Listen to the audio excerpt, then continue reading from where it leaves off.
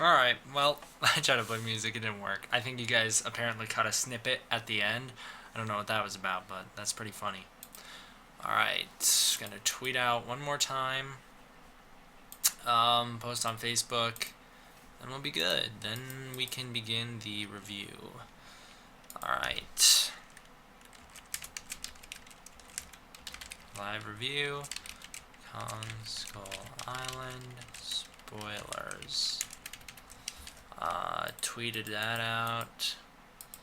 Alright, Facebook group.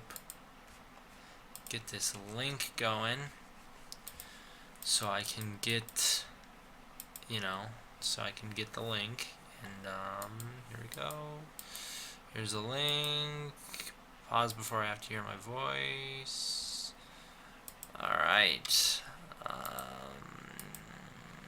Post the link on Facebook. Live now. Alright, again. Live now. Spoiler. Review. School Island. Post a link and bam. Now let me take a drink of water after all that anticipation, and then I still have to take a drink of water. Yeah. Okay. All right.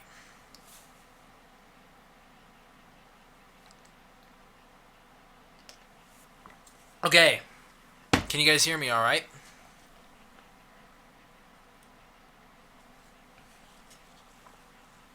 Apparently you can, because there's no water for me. Ha.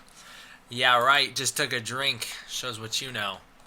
Alright, let me make... Oh, dang. This is like 5 pages long of plot. Okay, let me make this a lot bigger so that I can read it easy. Then we'll jump into this. This won't be an interactive stream for the most part. Maybe depending on what time we end, I might do like a fan interaction portion or whatever, like a viewer interaction portion. I don't know. That depends on when I finish. Sorry it took me so dang long to start this this live stream. I was gonna do this review earlier in the day. Logan, the movie, if you guys have seen it, it is a lot longer than I thought it was gonna be. It's a pretty good movie overall. I'll do a review for it tomorrow. I was gonna do it tonight, but this takes priority. So let's get into this Kong review. I'm gonna take another drink of water and then we'll get into it. Okay. Now, the 3 viewer interaction. Yeah, not a lot of people are going to watch this for a couple reasons. Number one, it's on my small account. So, not a lot of people are going to be here. And number two, it is dealing with the major spoilers. I'm going to have to put spoilers with explanation points right around it in the title. Because, yes, there are going to be all the spoilers. In fact, I would recommend not watching this video because once I'm done here, there's going to be nothing left. Like, I'm going to go literally beat for beat through the whole plot, and I don't want... I want you guys to enjoy it. There's just so many people that are...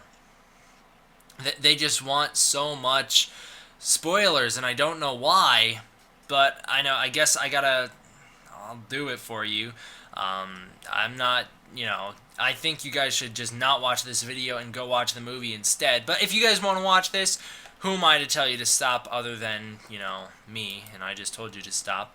But, you make your own decisions. You can, hey D-Man, can you mention me in one of your videos, please? And thank you, Godzilla Master Manager. There you go. You just got mentioned. 3 viewers. Alright. Love spoilers. Spoilers enhance the experience. Good for you guys. If you guys can deal with this, I wouldn't be able to. I'm going to start the official recording, and this is where the interaction stops for a while. So, once again, got to take another drink. I'm dying here. Alright, and then I'm gonna, once I do this whole intro and everything like that, I'm gonna turn this into a video later. I'll edit it all out, turn it into a video, and then it'll go up in the main channel on Thursday.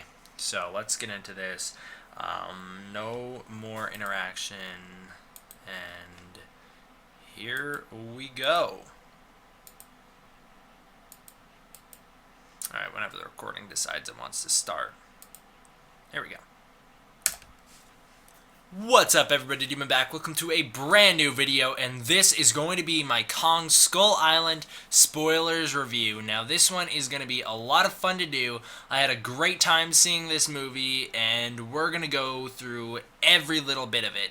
So, one thing I want to make clear here at the start is that I've only seen this movie once up to now. I saw it on the 1st of March. The movie officially comes out on the 10th of March. I got pre-screening tickets, and I'll get a little bit into my pre-screening experience here, just because a lot of people were curious about that, as well as at the end of the video, I'll play clips of my experience at the movie theater. So, what happened was I was actually sent an email, and the email contained a link. When I clicked the link, it took me straight to a website that got me verified automatically. All I had to do was type in my email, got verified, and bam, I got my tickets sent straight to me. I got them printed out, and there you go. It was a pretty sweet deal, and this might happen for multiple of these legendary Warner Brothers co-production movies. Hopefully they do it again for me for Godzilla 2. I had a great time going to this, and I would love to go see Godzilla 2, Godzilla King of Monsters, when it comes out eventually, as well as Pacific Rim 2 and any other joint production movie, any other kaiju movie, or just any other good movie they put out in general. I'd love to go see that. In fact, I hope more studios reach out to me like this and help me out here. So let's get into my experience going to this premiere. This was my first premiere that I've ever seen, the first time I've ever seen a movie before it officially came out. I have been to midnight showings before, but those are a lot different than this. This one, I showed up to the theater 4 hours early with my dad. We showed up about 4 hours early. There was this big, huge line, this big, huge stairwell. We were about halfway on this big, huge stairwell when we got there. We were about halfway there. So there was not too many people in front of us, only about, I'd say, like 24 people in front of us. And we just kind of sat on the stairs. Then the line started to fill up after about 30 minutes. Once we got an hour into our wait, my dad pulled out his phone. Luckily, he downloaded King Kong 1976 on his phone, so we just wound up watching that movie while we waited, which is pretty good because that movie is like Kong Skull Island in the fact that they are both King Kong movies, take place in the 70s, and have a larger Kong than was ever featured before. Although King Kong vs. Godzilla's Kong was bigger than both of these Kongs, it's just a matter of these were the biggest American Kongs ever featured for their time. Now, after that, we watched the movie. We didn't get to finish the movie because they eventually pulled people up and started going through the ticket checking process. For whatever reason, they kind of were like, everyone stand up, get your tickets ready, and then they waited like a whole hour before they started to let people in. Now, what they did was, there were so many people that they actually had to start pulling out the front of the line pass people. The front of the line pass people are only supposed to wait at the front of the line. That's where the name comes from, obviously. But they had to pull them out and start a whole second line for those people, just because there was so many people crowding up this stairwell that they had to get them out of there. There were so many different aisles on this stairwell, and it filled up so fast. Hundreds and hundreds of people there. It was incredible. A lot of fun. We were one of the first ones in. I was actually the first person not to get a Kong t-shirt. They were giving out free t-shirts. I was the first person in line not to get one. I was just unlucky. I was one person behind. They gave out the last one right in front of me. It sucked. Then I got in the theater. We got pretty decent seats, as you guys saw in that video I posted from inside the theater. I got to sit next to quite a bit of nice people. My dad was on one side. There was a nice girl on the other side. Her family was pretty nice. Then one of my viewers was actually, I don't know why he didn't say hello to me, but he was there, he saw me, and then he told me on Instagram later that he saw me. He had a pretty sick Kong shirt, so I did notice him, and I did think that shirt was cool in the theater. I should have said hi to him, because I guess he watches my videos, which is pretty sweet. But yeah, once the movie started, it was really cool. We had a local TV host come in, and he introduced it for us all. It was pretty cool. I didn't know who he was, but everyone seemed to love him. He seemed to be a really nice guy. He is, I guess I shouldn't say a local TV host. He is just a international, or maybe just national. Like I said, I've never heard of this guy, and I'm not going to say his name just because that'd give away my direct location pretty much. So this guy he he showed up. He was really nice. He's a national, I should say, national talk show host that just operates from our hometown. So that was really cool to see him there, even though I didn't know who he was. He did a Facebook live stream, which I mean, who would have thought that some guy would do a Facebook live stream and have some famous Godzilla YouTuber in it? That was probably the highlight for everyone, was when they saw my blurry face zip past the camera. There's me. And for anyone watching the live stream right now, you have no idea what I'm talking about because I'm referring to a visual cue that will show up in the video. Now, anyways, he did this live stream, introduced the movie, said he saw it that morning, and it was incredible. I was really hyped for the movie, although I did have some reservations, thinking, did the trailer show us too much? Once the movie started, it was absolutely amazing. The first scene throws you right in. Now let's get into these spoilers. So this is going to be the biggest spoiler review I've done. It's going to be way more in depth than the Shin Godzilla reviews, way more in depth than Godzillathon, I think, or maybe on the same level as Godzillathon. But let's get into this. The plot of the movie, we are throwing straight in. Introduction, a plane falling from the sky. We hear screaming. A young Hank Marlowe stands up after this plane crashes into the ground. A parachute drops. Young Hank Marlowe stands up. He looks up. A Japanese soldier lands just in front of him, and a gunfight breaks out. A gunfight breaks out. It is really intense. So the two start chasing each other around, firing at each other. I knew what was coming. All right. So there was theories leading up to this movie that one of the shots we saw in the trailers was going to be the introduction to this movie, or it was just going to be a flashback to how Marlowe wound up on the island. I dismissed it. I thought that Tom Hiddleston was the one on the ground in this scene, and that the person holding the knife to him was some other character, maybe Toby Kibble, I thought. No, it is a young Hank Marlowe and a Japanese soldier. The Japanese soldier stabs... Oh, this scene is brutal to watch. So, he pulls out a katana after they run out of bullets. He goes to stab Hank right straight through his chest. Oh, so Hank being John C. Reilly's character, this is a younger one, he grabs the katana, and you just watch it slide through his fingers, and it starts cutting apart his hand, and you just see the blood going everywhere. It is just, I can't stand that, just knowing, that must hurt so bad. So, this blade's coming right at him, he nearly gets stabbed by it. He gets pinned to the ground. This Japanese soldier, pulls out a knife, goes to stab him, and Hank grabs his arm, holding it up. All of a sudden, massive hand flies up over the mountain, smashes down. They look to the other side. Another massive hand rises up, smashes in, and then the head of Kong rises above both of them. The horizon in the background, the sun blaring down on them. They both just look up at him. They are just in awe. Cut to the opening credits. It's insane. It is just, they run to this edge of the cliff. That is when everyone, I think, who saw that first trailer knew it was coming. It is so much cooler than you'll think it is when the hand is smashed down. It is so cool. So, scene one, I was already way into this movie. Now, cut to, quote-unquote, modern day, aka the 70s, we see Bill Randa and Houston Brooks. These are the characters played by John Goodman as well as Corey Hawkins, pitching Monarch's last expedition to the last uncharted place on Earth. Now, when I say last expedition, they talk a little bit about the politics of Monarch, how it was founded in right after World War II. Truman believed in it, believed in the monsters. He funded the attacks on Godzilla, which they never mention Godzilla by name in this movie, but he funds the attacks on Godzilla.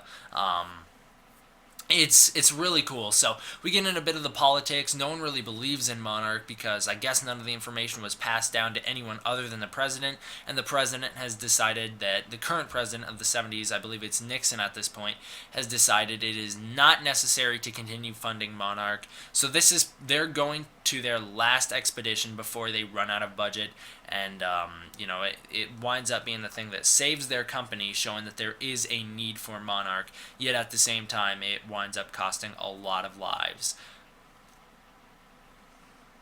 So they pitch it as a mapping expedition. There's some pretty funny jokes about what monster are you hunting this time.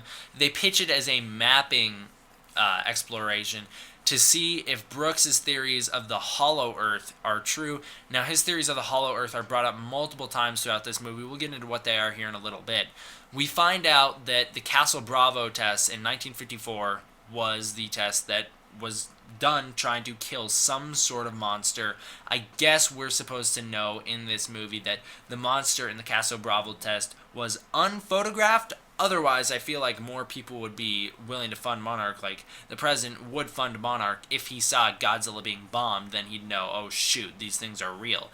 But I guess we're supposed to assume that, at least at this point, no known footage exists of that, because we do see in the opening scrolls of 2014 that there is footage of Godzilla being bombed. We also see that in that PowerPoint that Serizawa shows Ford. Anyways, this is the same monster as revealed later. This is the same monster, presumably. It's never stated directly, but we can assume that killed Randa's parents, which is a super cool connection. The fact that Bill Randa, this guy who goes to Skull Island and runs into Kong, his family was killed by Godzilla. That's an awesome reference. Godzilla wound up, actually, we find out, killing his family like 30 years before, which does put us in some awkward grounds, because we know that Godzilla was awakened in 1954. 30 years before the 70s is not 1954, so it could be a different monster, could be the one from Godzilla Awakening. However, they do allude to the fact that it's Godzilla a couple times. After the expedition, okay, so after the expedition is passed on account of, alright, I'm going to restart live stream, guys. I'm going to restart this. No one in the video is going to know. Anyways, after all this, the expedition is passed on account of the Americans need to map this island before the Russians do.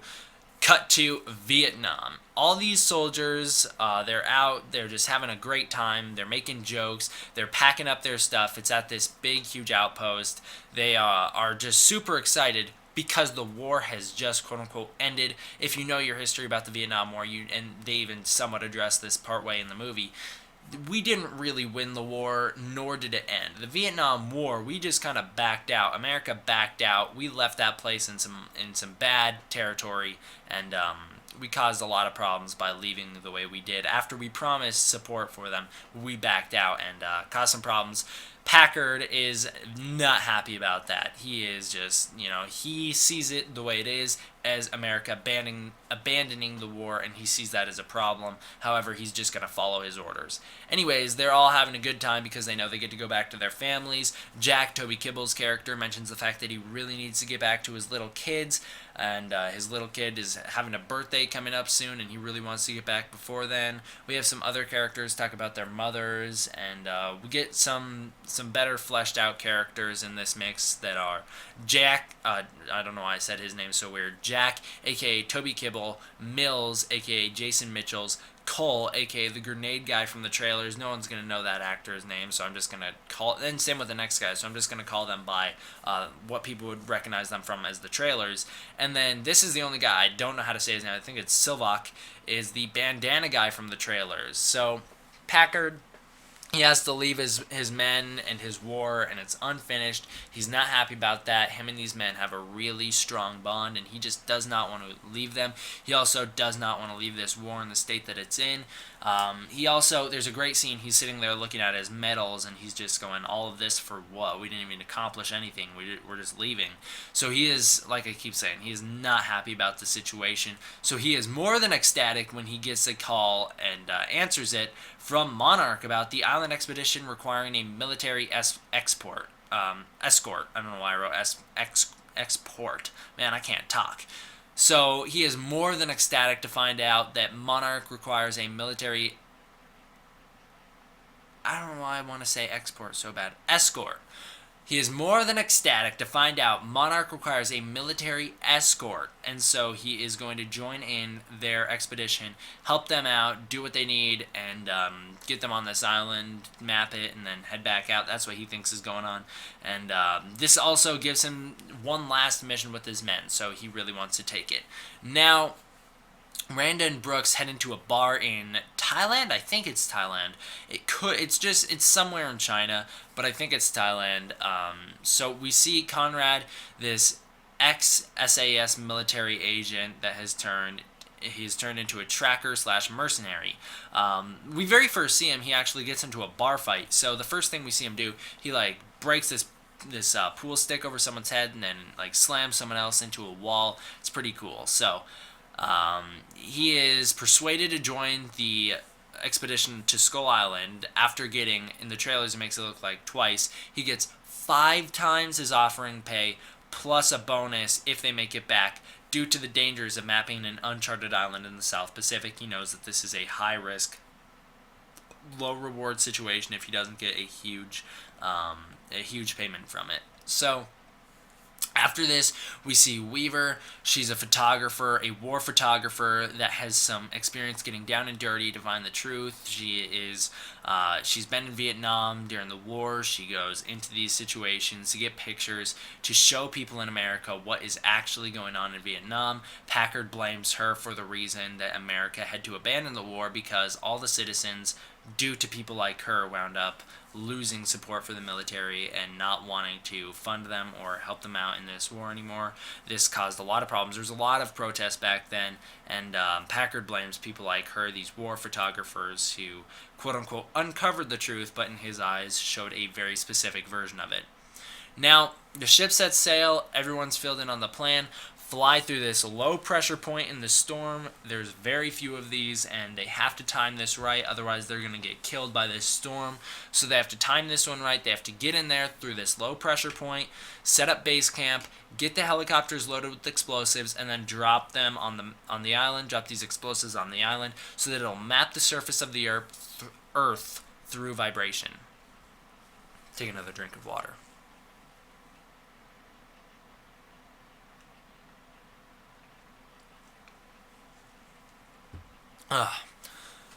When they reach the outer limits of the storm... Alright, hold on. When they reach the outer limits of the storm, it is revealed that it is too dangerous for the ship to pass through. As a result, the helicopter platoon will be sent in by Packard, who is leading the expedition with Randa. They will be cut off from the outside world, and their only chance to escape the island in case something goes wrong is in a few days when the ship can sail around the storm system to the north side of the island in time, and then the main, like everyone on the island has to get to the north side of the island in time to be picked up by this helicopter, this big helicopter brigade. They're going to perform evac. And there's no way to know if it's going to go right or wrong due to the fact that they just have no contact with the outside world. So Packard decides it's safe enough to enter this storm system, so he takes everyone in their helicopters through the storm. He gives a speech along the way about Icarus from mythology, who was given wings but flew too close to the sun. They burnt off. He fell into the ocean. Jackson says the U.S. military is not a irresponsible father, unlike Icarus is, and so they will be able to do the right thing. They have provided everything everyone needs, and they would never deceive someone, and they would never, even though Icarus's father warned him, don't fly too close to the sun, they're in good shape is pretty much the gist of his speech. Alright, they make it through the storm system alright, arrive on Skull Island, brief scares in the storm, no one gets struck by lightning or anything like that, they make it through alright. The operation kicks off real quickly, we waste no time, we see a little bit of Skull Island, see how beautiful it is, see just these incredible real life locations. God, they filmed on location, looks absolutely gorgeous. So, they do indeed wind up mapping the island with explosives. The whole point, although, yes, there were the intentions to wake up the monsters, get evidence of the monsters, the whole point was to find out if this Hollow Earth theory is true. So the Hollow Earth theory, as Corey Hawkins explains, is there are hollow pockets of Earth that provided protection for creatures during a mass extinction level event. Thousands of years ago, massive unidentified terrestrial organisms could have burrowed in these to avoid death and come out in the new world untouched by what wiped out the rest of these creatures. That is the gist of the Hollow Earth theory. It is turned out to be true. Yes, the Hollow Earth theory is true. Skull Island is a big Hollow Earth area. So the mission continues for only a few minutes before... Alright.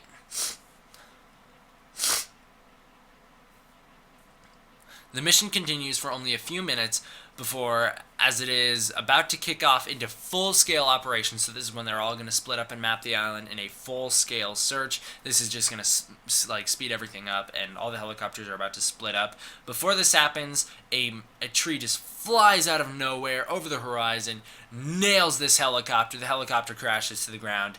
All of a sudden, another helicopter is flying around. They're freaking out. What just happened? A hand zooms past the camera, slaps the side of this helicopter. We're inside of it. We start spinning to the ground. The camera angles. We start spinning to the ground right before we crash. Something catches it. It slowly moves up. We see through this open door, it reveals Kong, and he's lifting it up. You see through the side hatch. Kong lifts it above his head, shaking it. He watches the people fall out. There's a couple people fall out. One man slips and actually catches himself on a railing, and Kong roars. This is so I'm not happy about this, but at the same time they do it right. So Kong roars. The man slips and falls. He doesn't have a good grip. He slips and falls straight into Kong's mouth, and Kong eats him. Now, we cut away before we actually see Kong close his mouth. That's the only thing we don't see. Yeah, it's 100% this guy just got eaten by Kong. He falls straight into Kong's mouth. We see him enter right where he's at the tongue, and then we cut away, close-up shot of Randa's mouth as he takes a bite of a sandwich. It implies that this guy, he just got eaten. So I'm not happy about the fact that Kong ate someone in the movie. I really don't think that works well, and in the movie they do it alright. By that I mean Kong doesn't intentionally eat him. He's just looking at this helicopter above him. He roars, and his vibrations from his roar winds up knocking this guy right into his mouth. We actually don't even see Kong fully eat the guy. I'm really happy about that. We cut away before we actually see it. It is like a gag, a visual gag, because we cut to someone eating a sandwich, but either way, I think it's better that we don't see Kong actually eat the guy. I think that would dehumanize Kong too much to the point where he's unlikable, and this movie does a really good job later on making Kong likable, which is why this one just doesn't fit for me, and I don't like it. I've talked about this a lot in videos. I wish Kong didn't eat people. One of the things that I hated about King Kong Lives is that he eats people. He even gets one dude's skull stuck in his teeth at one point. Oh, gross. Just dumb. And, Gargantuas are the only ones who can get away with it. Green Gargantua, Gyra, because he's a bad guy. Only the bad guy kaiju can get away with it. The scariest kaiju of all times, Reptilicus, he can get away with it only because he's the bad guy. Beast from 20,000 Fathoms gets away with it because he's the bad guy. Kong's the good guy. You don't have the good guy eat someone. That's too much. So, I wasn't happy about that. Like I said, though, they do show it. They show it in a way that I didn't have a big problem with it, and I actually wound up smiling a lot during that scene in the theaters, even though I have talked a lot about how I didn't want Kong to eat people. Also, we were inside that Kong VR that we got. We did fall straight into Kong's mouth, so we did know this was coming, that Kong was going to eat this guy. We hear Packard on the radio saying something has just taken out this helicopter. This is that. He's like, Fast 1 is down, Fast 2 is down, respond, Fast 3. That's that scene when he's on the radio, and then we cut back. This is one of the best shots in the movie. Slow reveal, Kong. We see these helicopters flying from his feet. Slow reveal, all the way panning up his body. He's standing in front of this glowing orange sun. We see him rise up in front of it. This big, huge shadow casts over all the helicopters. Is that a monkey? And bam, he goes for it. So Packard just starts open fire. Everyone's firing on Kong. Kong's taken aback by these guns. At first, he's had no experience to this. Then he lunges into action. He flies through the air. Kong just punches some into rocks, throws one into a rock, into the ground, it explodes. He grabs one, smashes it into another. It is so cool. So every single helicopter here, every single helicopter is destroyed. If you saw this trailer and thought what I thought, which was, oh dang, we have survivors, obviously not every helicopter is going to get destroyed, someone's going to make it out of that. Nope. No. Kong wipes all of them out. So what happens is he destroys every helicopter. He knocks Conrad's. He knocks it. I don't remember what he does. He knocks it out of the air. It doesn't explode or anything like that. It just flies into the jungle and gets caught in some trees. Everyone gets thrown out of it. It crashes but does not explode. Kong grabs Jack's chopper. He grabs it by the back, and the back propeller tears open his hand. He lets go of the thing, and it spins out way west on the island. It spins way west, way out of the way.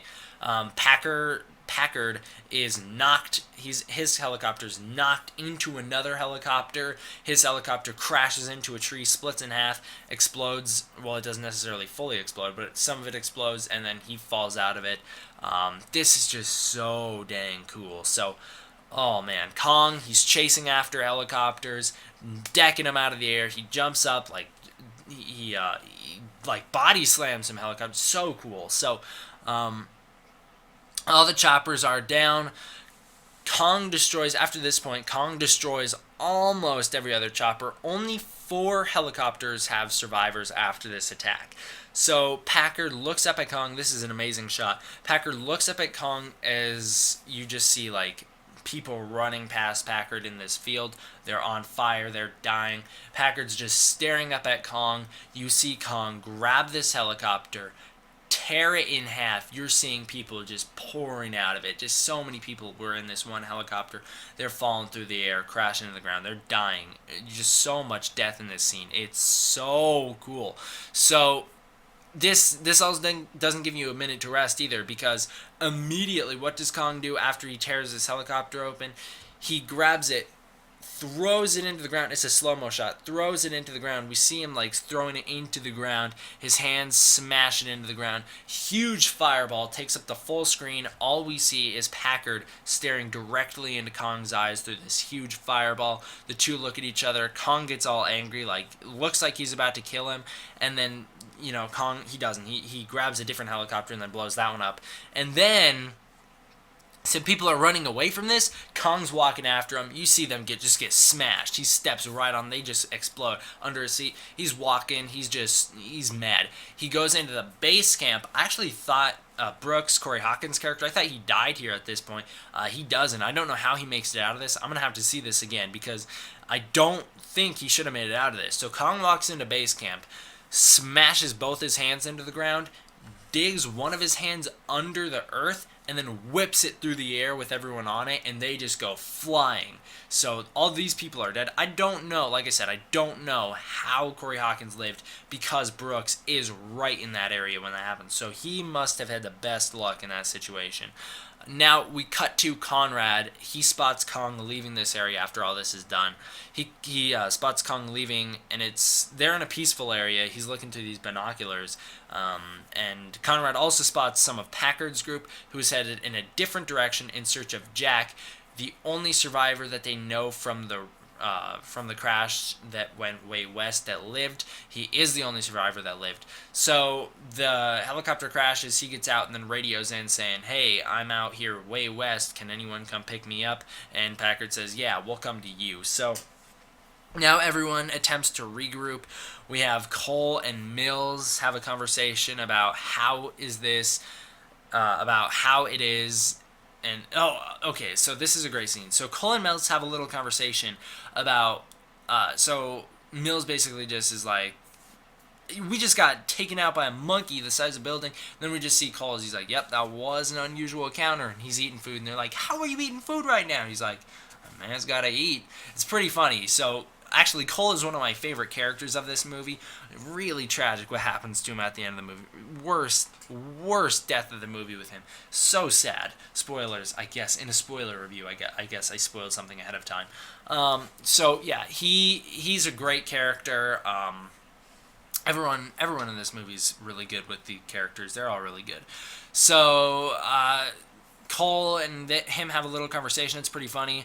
Packard confronts Randa. This is an awesome scene. Packard confronts Randa about the deception in this situation. This is where we find out, not by name, but we find out that Godzilla was the one responsible for killing Randa's family. Super cool. Also, the sneak peeks that we got leading up to the movie, they're not accurate at all. Alright, so there's lots of footage missing from these sneak peeks. If you thought they were continuous shots like I did, Don't worry, there's like weird music cues in them. I thought that was just because the music in this movie wasn't going to be great. Nope, that's not the case. It's just actually the fact that they cut these apart so that these clips looked a lot shorter. They're actually extended, even from the sneak peeks we saw, they're extended. So don't worry about that. They are really cool. When you see the full conversation here, it's a great conversation. Um, Everyone heads off in search with Jack, with Packard's group directly looking for them and Conrad's group trying to catch up to Packard. Along the way, Packard and his crew encounter a forest with there's trees and there's these super long bamboo stumps everywhere. You know what this is. I know what this is. No one's prepared for what happens, alright? This is one of those spoilers that I hate the fact that I'm going to spoil. Because this is one of those things you gotta see in the movie for yourself. It's a jump scare for sure, and it worked. It's the only jump scare that worked on me. By the way, that girl who sat next to me, I thought it was pretty funny. She must have been like only a couple years older than me. These jump scares worked completely on her. She would jump on all of them and like land on me and she'd be like, sorry, every single time. I was like, it's fine. So, it was pretty funny. Yeah, these jump scares, this was the only one in the whole movie that got me. Even like the skull crawlers have a couple jump scares. They didn't get me either. So this one got me though. So you see one soldier, he like hears a noise or something, looks straight up in the air. This huge chunk of bamboo, this sharpened bamboo, just goes straight down his throat. It flies straight through his throat, like goes straight through his body, comes out the other side, comes out his bottom half, just tears straight through him. He's dead. Everyone's like, what just happened? They're all staring at him, trying to figure out what's going on. He's just dead, looking straight up, mouth wide open. This big bamboo stump entered straight through his mouth and tore all the way down through his body. So everyone's staring at him like, ooh, what is going on? And everyone's all confused. One of them notices 7 different trees start moving around them. Then they realize, oh, that's not a big stick of bamboo that just got like impaled down this dude's throat. That's a spider's leg, and that's the 8th leg of the spider. So, spider starts walking, massive spider. They all look up at it. It's a pretty creepy scene if you don't like spiders. I'm fine with spiders for the most part. So it takes a little time for them to start. Okay, I said that wrong. It takes little time for them to start open fire attacking this guy. They shoot him up. And it's not working very much. So, oh.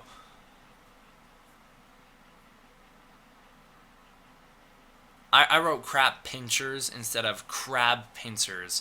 So I was very confused about what I was trying to say here in my notes. Anyways, what happens is it takes little time for them to start firing at him. They shoot up this spider. They're trying to kill it as fast as they can. One of the crab pinchers, it comes, he's got 2 of them on each side. They keep reaching down. They're trying to kill everybody. The spider's like trying to eat them. And so he's reaching out for them with these crab pincers. He's trying to kill them. And then all of a sudden his stomach opens up. I thought it was blood in my trailer breakdowns. A lot of people thought it was tentacles in my trailer breakdowns. It's not. He has a whole inner body of retractable arms that start shooting out from inside his body, latching on to, I think they latch on to Cole. They start, oh no, they don't. They grab who do they grab? They grab Jason Mitchell's. So I don't remember his character's name. Is he Cole? He's not Cole, I don't think. He might be. Yeah, he is. So they grab Cole. They're trying to kill him. The spider is. It's really cool. So the spider is tearing him apart. Oh no, Cole's not. Mills is Jason Mitchell's. Cole is the grenade guy. I thought so. I was confused there for a minute. I had to go back and check my notes. Anyways, I'm gonna redo this section for the review. Where was I?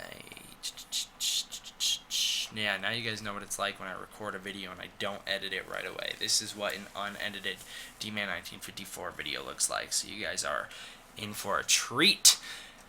Alright, where are we with them attacking Coles? Because they don't. It attacks males. So what actually happens is its stomach opens right up. There's retractable arms just start shooting down from its stomach, latching on to Mills. They start lifting him off the ground, and everyone's shooting at them, trying to kill this thing. They can't seem to break any of these arms. They're trying to shoot at it. It's not working. Like, none of the bullets are affecting him. One of the guys comes up with the idea, what if we cut off its legs? So they all just start taking out these blades, slicing straight through the spider's legs. It's toppling down over itself. It falls on the ground. Its retractable arms let go of Mills. He gets out of there mostly safe, mostly unscratched. He is like freaked out, but he's fine for the most part. So he gets out of there alive. Everyone actually makes it out of this encounter alive, I think, other than the one dude who got stabbed straight through the neck, straight through the throat. So Packard walks up to the front of the spider and shoots it in the face a few times and kills it. Finally, after all that, it was a really intense scene when you see it in the movie. The music is pretty sweet too. The tension builds really well. That jump scare comes out of nowhere. I spoiled it for all of you guys. You wanted to know that, but I wish I didn't because it comes out of nowhere. It's super cool. Anyways, during all this, Conrad and crew pass a massive water buffalo that is roughly the same size as Kong from 1933. If it was exactly the same size, I wouldn't be surprised. This movie is filled with little Easter eggs and references. Anyways, it's also another tense scene because there's this moment you don't know if Sylvok is going to shoot this thing in the face and like anger it, if Weaver is going to flash her camera and it's going to get mad and attack them. You don't know what's going to happen. Conrad is trying to like de-escalate the situation. They all get into like defensive position and she gets into like, I'm going to take a photo position. So they are all freaked out, and except for Conrad, who's like trying to de-escalate the situation. He grabs the gun. He's like, do not shoot this thing, otherwise we'll die. It turns around and walks away into the water, and there you go. This is one of the best character moments for Kong in the whole movie. Anyone who says there's no character development for Kong, they just flat out do not comprehend this scene somehow. So what happens is Jack walks over into a river and starts washing his wounds off from this helicopter crash he was just in. Washing his wounds off with some water, and a few minutes later, he's taking some drinks. A few minutes later, or moments later, Kong walks past this hill in the background, this mountain. Kong walks around it. He's in the water as well. He turns around, looks at the water. He gets down and starts picking at his wounds. He has never experienced bullets before, obviously. Now he has giant bullet holes in his arm, and he's picking at the wounds. It's hurting him. So he starts washing them off with water. He takes a big drink. Great character moment for Kong. Not only does it show he's vulnerable to things, which is needed for this kind of movie. Godzilla 2014 did a good job at that with having Godzilla and Ford lock eyes at that building collapse scene, but it humanizes Kong so much here, and it shows how intelligent he is, because not only is Kong doing the things that we just saw happen with a human character, which shows that he's humanized, but also it's really smart of him to start washing out the wounds. Like, you know, a massive size infection is not going to do him any good, so it's really cool. Kong takes a drink of water. He looks up. You think he just spotted Jack. He starts heading for Jack. He looks really angry. Jack freaks out, thinks he's about to die. All of a sudden, Kong just dips both hands straight into the water, pulls out this massive squid arm. This whole squid just reaches up from behind him and starts attacking him. He's fighting this thing. The fight's pretty brief. He rips some of its arms off, and then he like punches the thing to death. And as he's walking away, you just see him like start to like eat the thing raw. He just puts it in his mouth and starts chewing it down. AKA, he's an alpha predator, and this was them demonstrating that, not him eating humans. It was just him eating things on the island. Now, the natives jump scare Weaver. She's about to take some pictures of some ancient ruins, and all of a sudden one of their eyes opens up, and they were the ancient ruins because they got that camo paint. So they all take up defensive positions. Conrad's group is armed with guns. They're all in a standoff, and the natives armed with spears surround everyone. Hank Marlowe, now 32 years later from the beginning of the movie, runs out, ends the confrontation by taking Conrad back to the natives, Conrad and his group, back to the natives' home, and being super excited that people are there to rescue him. He says it's like eating a hot dog, drinking a beer, and watching a baseball game. And he says, but it's better because you're real, I think. So it's a funny moment as well. He's a really great character. You can tell this island has not been good to him. So He's all happy about them being there. The natives take down their defensive positions and they welcome everyone. They don't speak. I don't think any native has a single line of dialogue. They just do like motions to show their like gratitude or whatever. So we see the natives have a huge village. I love this Kong 33 reference, bordered by a massive wall meant to keep out giant monsters. So this wall is made very clear that in this version of the Kong story, of this Kong universe, this wall is not in defense of Kong. It is in defense of the Skullcrawlers and any other monster that would be willing to attack these natives. The natives are also really sophisticated. These are by far the smartest natives we've ever gotten for a Kong movie. They have some really intricate traps. They have the full wall built of spikes. They also have this really cool bridge that they pull some pulleys and the full bridge lifts over the ground, over the water in a U shape, and then it like recloses, and it's all made of wood logs. It's really cool. So these natives are really sophisticated. We find out, okay, so we go there, we find out that Marlowe has taken, basically, he lives there, and everyone has taken into this huge ship that Marlowe says has been there since the 30s, maybe a reference to Kong 1933 being in the 30s. In this huge ship, the natives have murals all over the place detailing the history of Skull Island. Marlowe explains it to Conrad and his crew, and this is basically how it breaks down. There were natives on the island for thousands of years. They lived in fear of all the monsters on the island until one day a species rose above all others that was not only able to defend them, but it was also able to fight off the deadlier monsters, and that became their gods and their saviors. We find out that when Marlowe he landed on the island.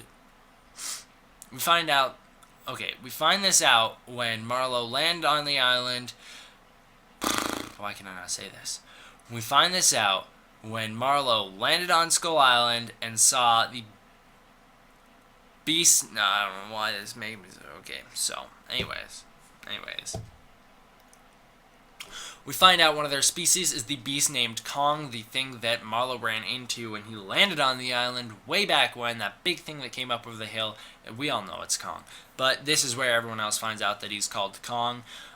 This is the natives' god of the island, not because he's the strongest of his species, but as we'll find out here in a minute, he's the last. So Marlowe and the Japanese soldier who landed on the island, they become, quote-unquote, brothers, live together, best friends for many, many years.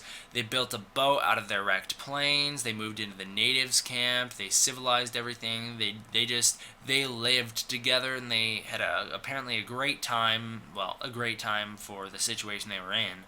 And after a long enough time, the Japanese soldier was actually killed by the creatures known as the Skullcrawlers. So, as Marlowe says, if Kong is god of the island, the devils live below us.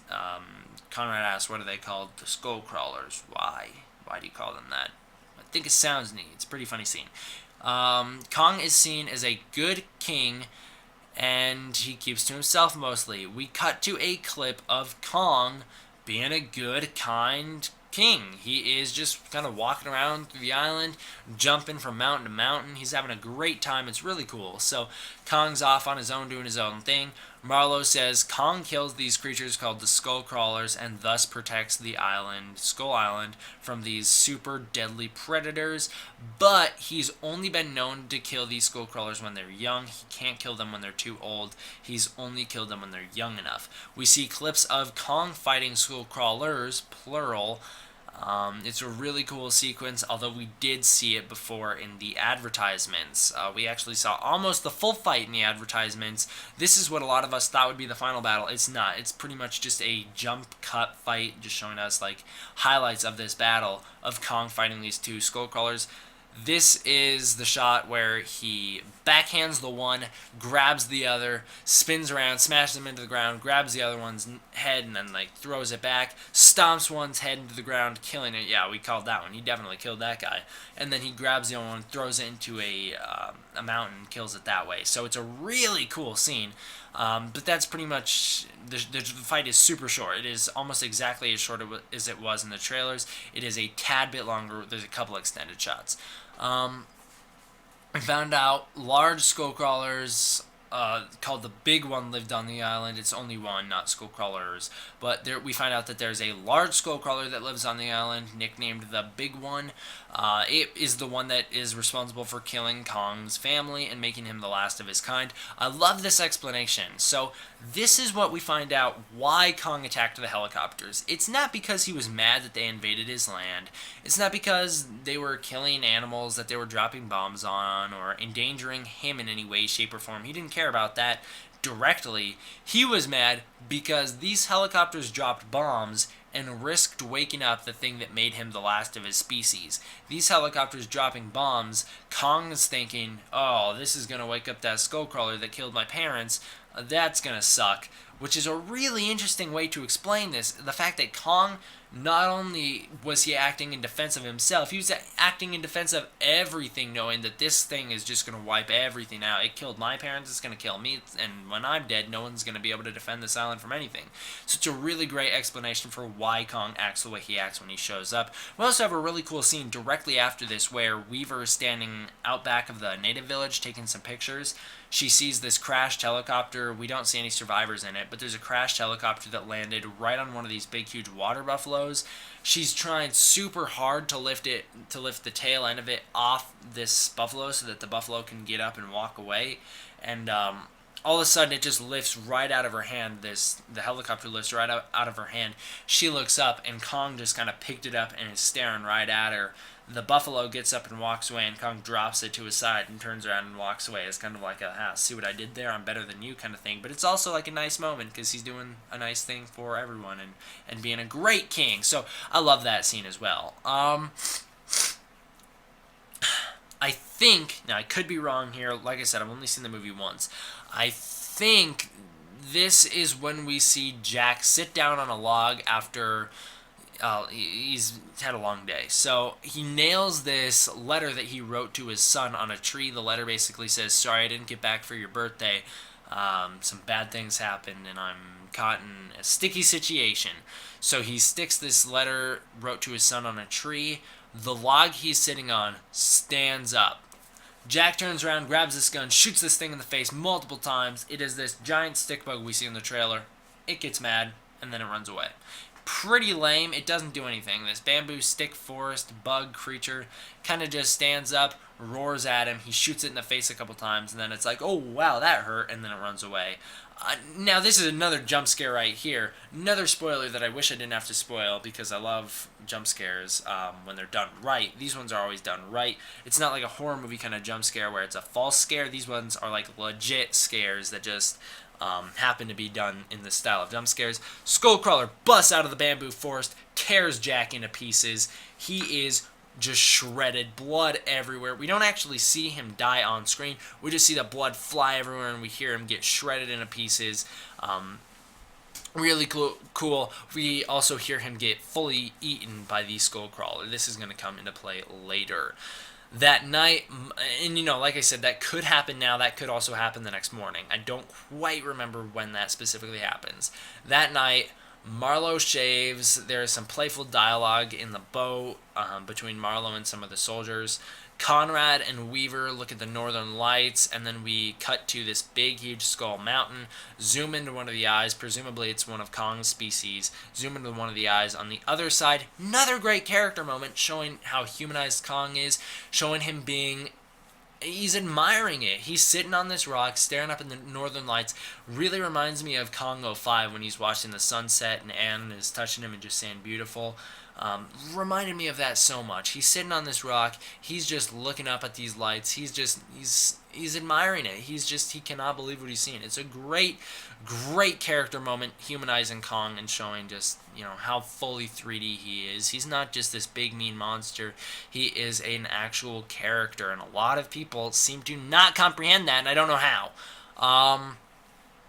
Alright, we see Packard and Randa. There's some hospitality between them. They're not really having a great time here. I don't know why I said hospitality. There's some hostility between them. They're not having a great time here at this bonfire. So Packard and Randa, they're arguing, and or not necessarily arguing, but they're not getting along very well. They're at this fire at night as well. The next morning, this part also, I don't know if I necessarily have the location 100% down.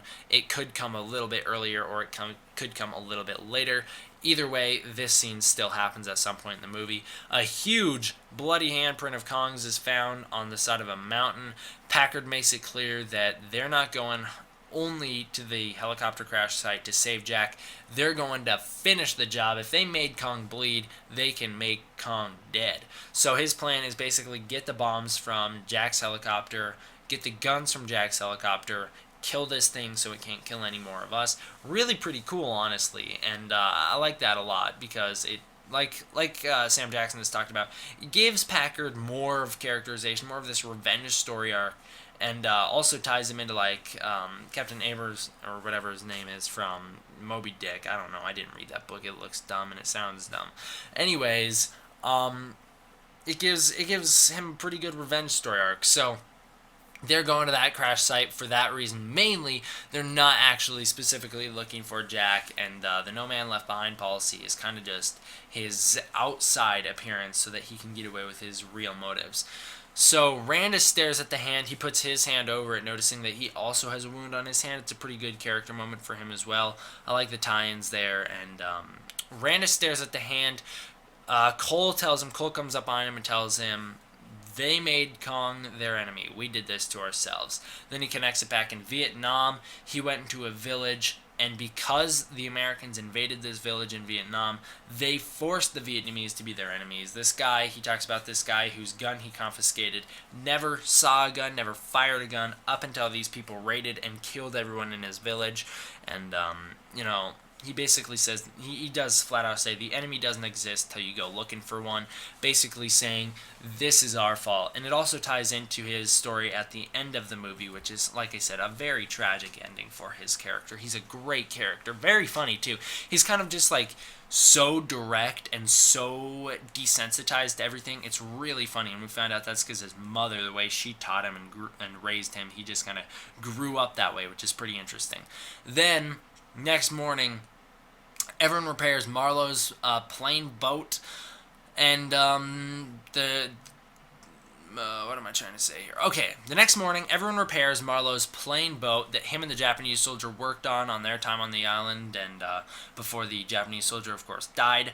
Now, Marlowe finishes up the plane, now that he has some extra help from, our main crew with Conrad and everyone like that. So they start heading off upstream towards the northern end of the island. They're hoping that they wind up catching up with Packard on the way, but they're just mostly trying to get to the evac point before the 48 hours is up. Or I think at this point it might be... No, it's 48 hours at this point of the movie.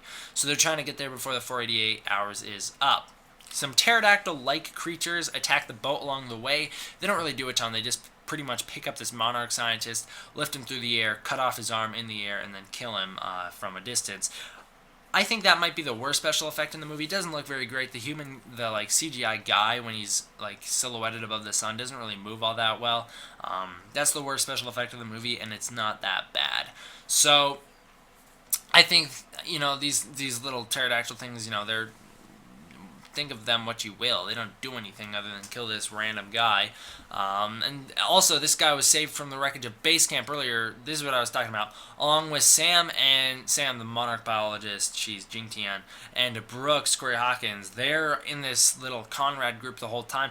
I don't remember how they catch up to Conrad, and I also don't remember how do they live, because both these characters, Sam and Brooks, they should have died.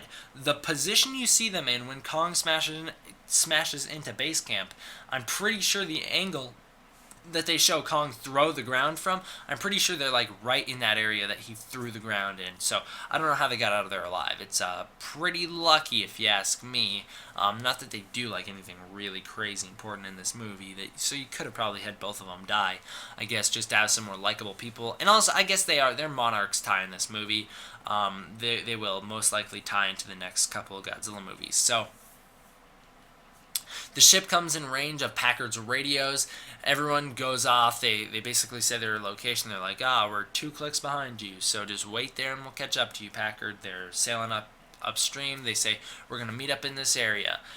Some flares are fired off, and they soon meet near a quiet creek where Marlowe introduces himself to everyone, and then he tells them all that they're a good group of boys to die with, and they will die. He doesn't lie. A lot of these guys wind up dead. So he says they will die, and, we all saw that in the trailers, so it's pretty funny in the movies as well. Now, they continue searching for Jack, who the audience knows is dead by this point, but they don't. They continue searching for Jack, finding a massive boneyard along the way. After some arguing, they actually decide that they're going to head straight through the boneyard, even though it is made clear by Marlowe. He's been there for 32 years. He says, this place is a real no-no zone. You're going to die if you go here. But they go there anyways. So Jack is, if he's not found within 24 hours, then everyone has to abandon the search and head back to the rendezvous point, and that they're just going to call it there, and, sorry for Jack if he's still alive, which he's not. They're like, yeah, we're going to focus on getting the majority of the group out before getting this guy out. So, entering the boneyard, Cole lights off a cigarette that ignites this explosive and wakes up a skullcrawler that runs out through the dark yellow mist. Another jump scare. It throws up the head of Jack with the dog tag, and then it disappears. Randa freaks out. He stumbles around. We called this one the breakdown. Wow, I'm so surprised we got this one. So it was a news update. We broke down the B-roll footage, what was happening, because Randa drops the camera in his hands and flashes it in his face. He picks it up and looks at it, and his face looks like he's dying. Why this might be? Because he is. What happens is he looks in the photo, sees the skullcrawler standing right behind him. Immediately afterward, he looks up and is bitten in half. Skullcrawler eats him whole, well, not whole, but it eats all of his body. It eats his legs too. So it bites him in half, and then you hear the camera like, and it's like flashing pictures inside the skullcrawler, and it's making the skullcrawler like light up blue. And then the thing just takes off into the mist again, and you just see these blue flashes going off, and then it zips by the camera and another blue flash. A lot of us thought this was going to be like some sort of EMP electric ability. I did too. It's not. It's just pictures being taken inside the skullcrawler as it runs around. It's a really intense scene too, because everyone's just looking around. You hear like the, and then you just hear the, and when you hear the like puff, you just see this like blast of light in the distance, and you know that's where the skullcrawler is. It comes out, starts killing people. They mount these turrets on these triceratops heads, start firing at it. It is just eating everybody. It's a really intense scene. A lot of these people die right here. It's smacking people with its tail, eating people, knocking people into these areas. Really crazy. So there's only one skullcrawler in this whole boneyard too, and it's like 15 feet maybe. I thought that there was going to be a lot.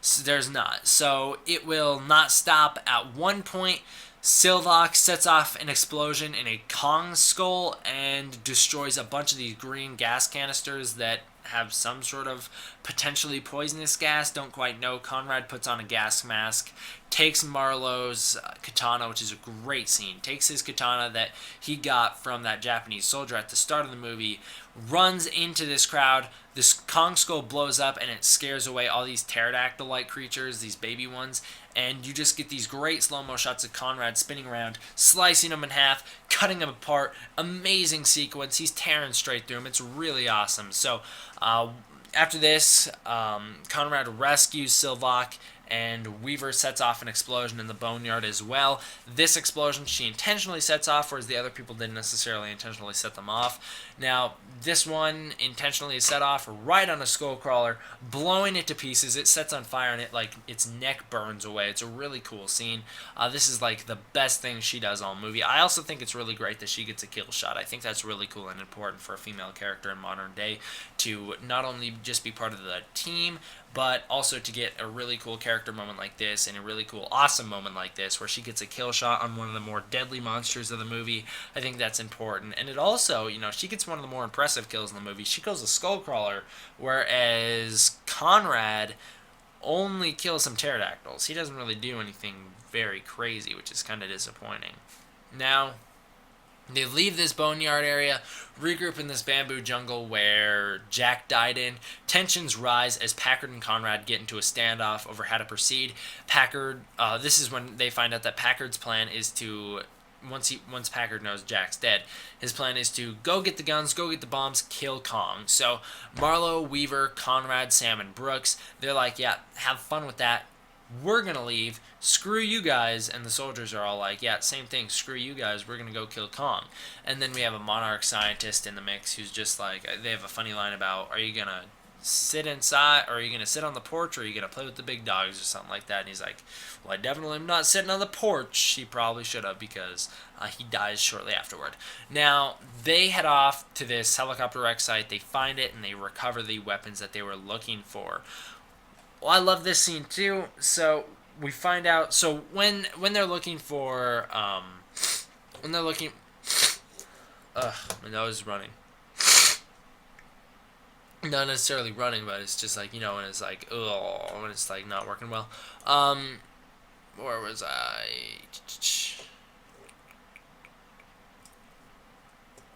Okay, Packard and Weaver at one point break off from Brooks, Sam, and Marlowe because they want to go investigate. They like want to go get the high ground and see if they can spot the ship from the high ground, because they're not spotting the ship from where they are. They're not spotting it from in the jungle at any time soon.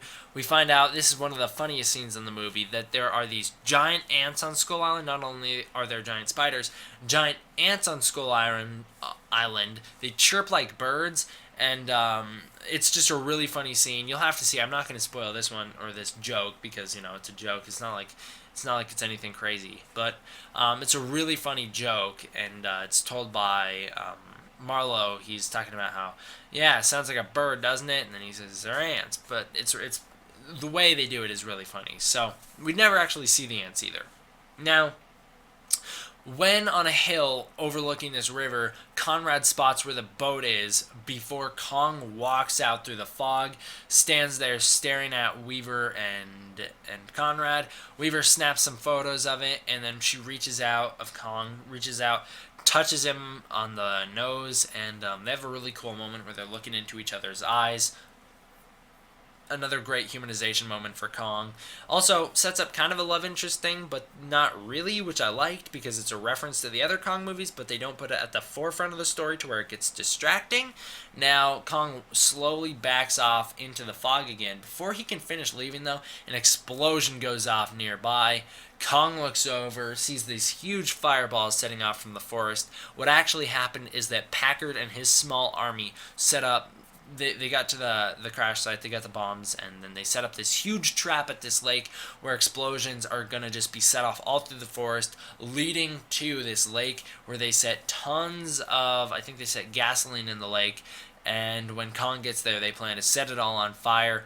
They do. So what happens is Kong shows up just as they planned. Huge explosion reveals his silhouette.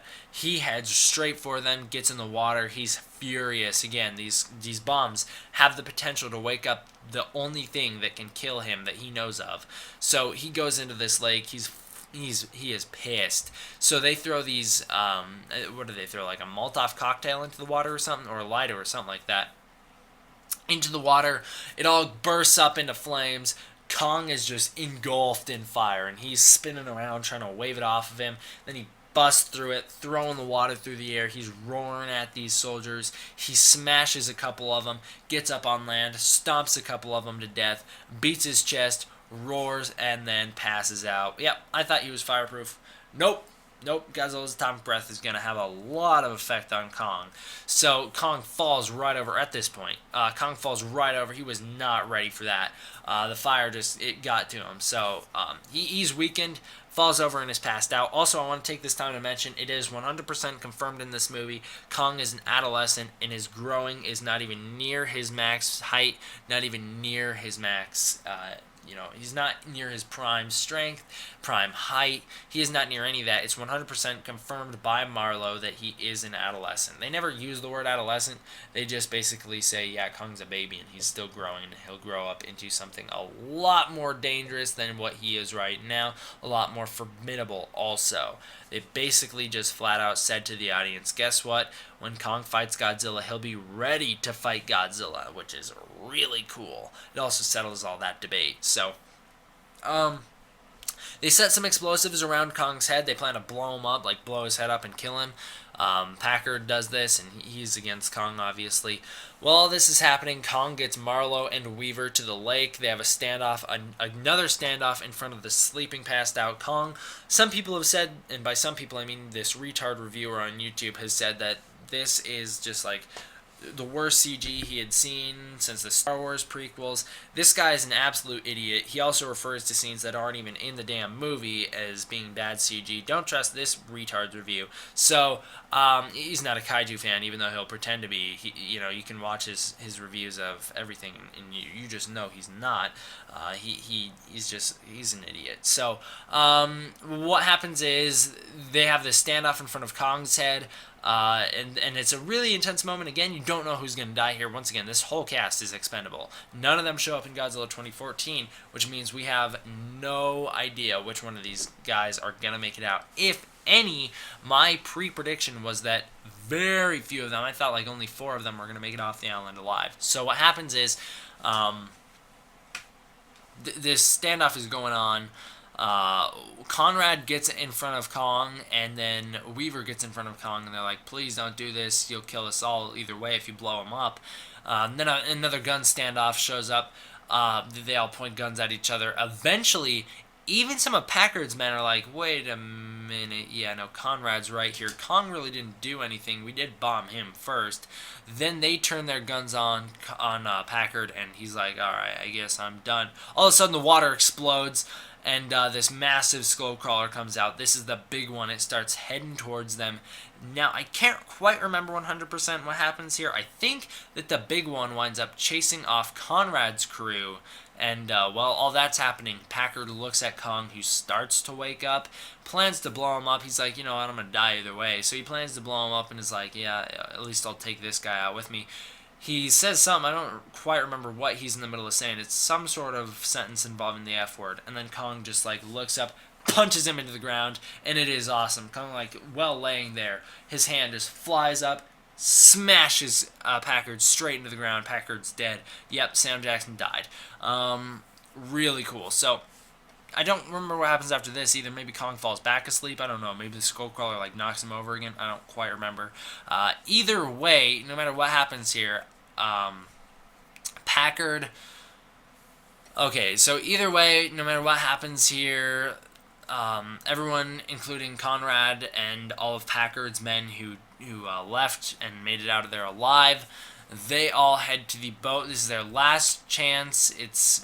It's the morning now. It's around the morning. It's like sunrise-ish. When the final fight happens, it is flat out daytime. So our survivors, including Conrad Packard's men, they're on their way to where the boat should be, but Brooks already sailed away in it because they told him if they're not back by a certain time, just leave without us, and he took their advice and he left without them.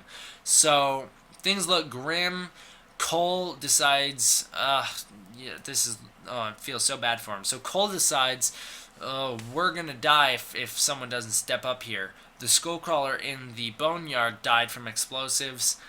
I guess I'll be the one to set off these explosives. He pulls out 2 grenades, 1 on each hand, pops them open, walks right up to the Skullcrawler ready to die. He keeps saying, like, come on, do it. He's crying here. He's talked a lot about his mother throughout the movie, so he's got family members that he cares about and that care about him. He walks up to this Skullcrawler, ready to sacrifice himself. He is hoping that it'll eat him, and then he'll blow up inside its stomach and kill it.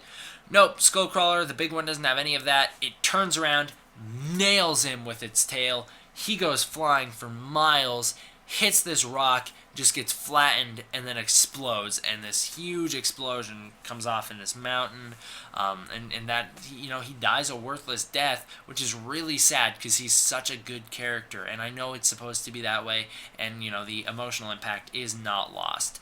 So Weaver runs up a mountain to get Brooks' attention with the flares. The big one starts to advance on Conrad and soldiers. All of a sudden, Kong drops from the sky, from a mountain, not the sky. He drops from a mountain, smashing a rock into the Skullcrawler's face. the thing like falls on the ground. They have a little tussle. The fight breaks out. This is the end fight. It is incredible. So Kong looks like he's about to lose at one point because the Skullcrawler turns around, whaps him with its tail.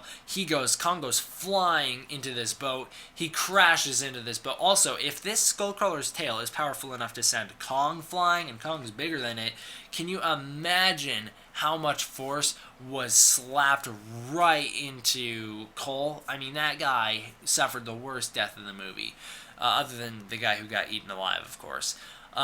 So Kong, he flies crashing into this it's an old shipwreck, and this boat, it's a massive boat. He lands straight in it. The anchor flies up, gets like enlodged in this rock, and Kong's all tangled up in this chain from the anchor. He can't get out of it. The Skullcrawler goes up and is about to kill him. All of a sudden, Brooks shows up, starts firing the boat's turret at the Skullcrawler, distracts it. The thing runs after them. During its reload, when everyone on the boat looks like they're about to die, Weaver fires off a flare, nails the thing in the face. It explodes right in its eye. The Skullcrawler gets all mad, starts heading towards her, knocks her into the water. Kong breaks free from his chains, roars.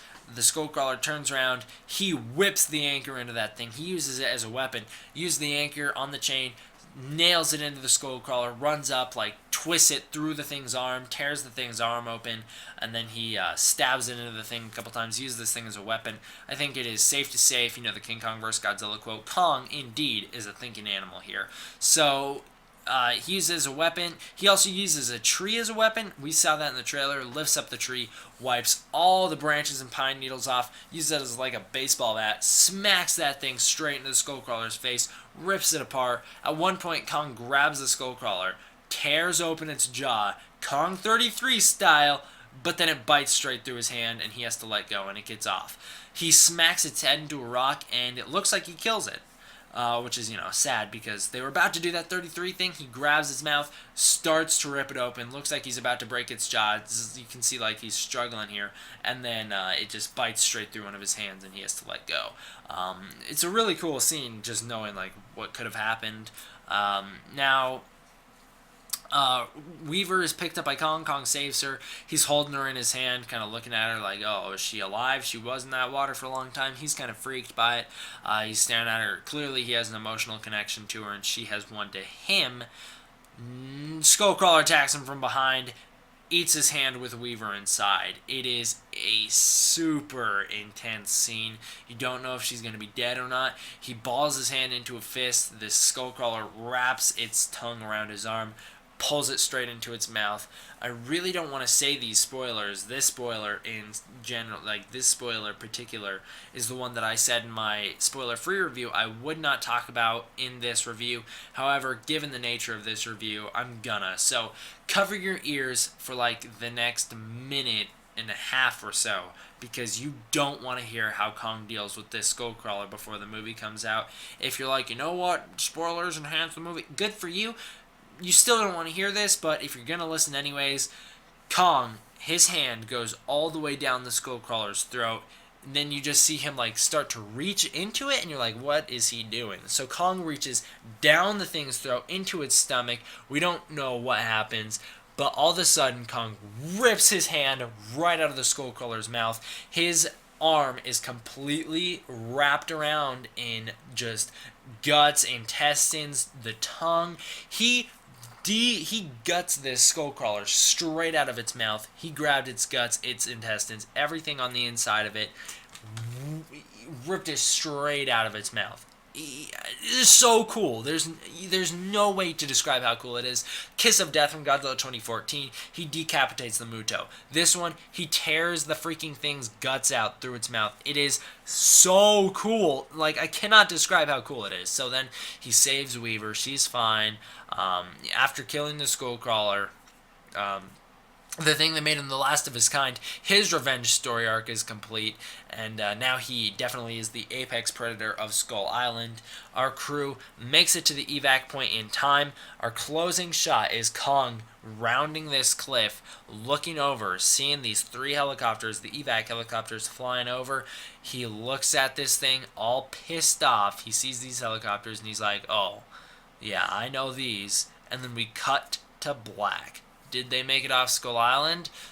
Yeah, they did. So, although it leaves it on an open ending like that, when the end credits are playing, we see an old-timey video showing Marlowe reuniting with his long-lost wife and the son he never met but knew he had when he left for World War II. And the last radio call he had with his wife, he found out she was about to give birth, and he never knew what happened after that point. He thinks that her and his son have moved on, don't care about him anymore. He gets there, they welcome him with open arms. It's a great reuniting scene. It's very touching. I don't think there's any dialogue or any sound at all. I think it's just like this nice song plays, and it's a very happy moment. And everyone gets, and at the end, he even gets to sit down and eat his hot dog, drink a beer, and watch the baseball game just like he always wanted to. This scene shows that everyone who was alive did make it off Skull Island okay. That is very few people, though. That is, who is that? That's Jason Mitchell's, once again, I forgot his name. Oh, that's Mills, Brooks, Weaver, Conrad, and Marlowe, I think. Oh, and Sam. Those are the 6 that make it off the island out of this huge cast of people that go there. So, there you go. The movie is over. After credits scene? What is it? It is, according to the soundtrack, the Monster Mash. I know that's a super weird name. No, that's just the name on the soundtrack. So what it is, after credits scene, black screen. Conrad is commenting about, oh, you people, you like sitting here watching us in the dark. You know, he's like, yeah, you think you enjoy this?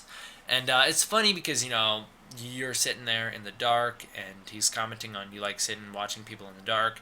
You know, you just are watching the movie, and it's a funny Ferris Bueller reference. It's like, oh, you're still here? What are you doing here? It's like that kind of moment.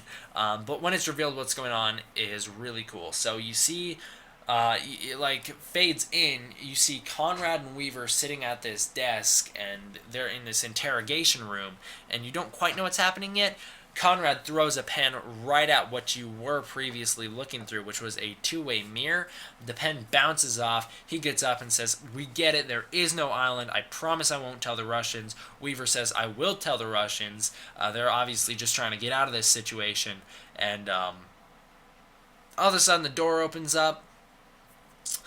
Brooks and Sam walk in. They walk through the door. They announce that, yeah, we're with Monarch. You're now part of Monarch.